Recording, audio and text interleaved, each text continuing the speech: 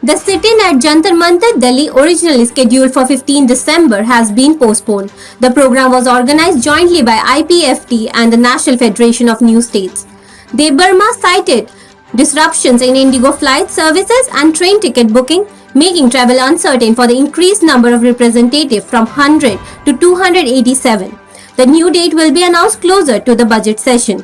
NFNS এর প্রতিনিধি অংশগ্রহণ করার জন্য চূড়ান্ত প্রস্তুতির পরেও বর্তমান বিমান ও ট্রেন পরিষেবায় সংকট, বিশেষ করে ইন্ডিগো বিমান চলাচলের চূড়ান্ত সমস্যার কারণে শুধু বিমান চলাচলে নয়, এমনকি ট্রেন পরিষেবাতেও মারাত্মকভাবে সমস্যার সম্মুখীন হচ্ছে।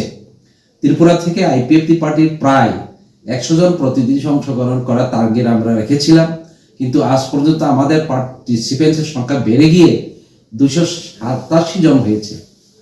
অথচ বর্তমানে ইন্ডিগো সংস্থার কর্মচারীদের আন্দোলনের ফলে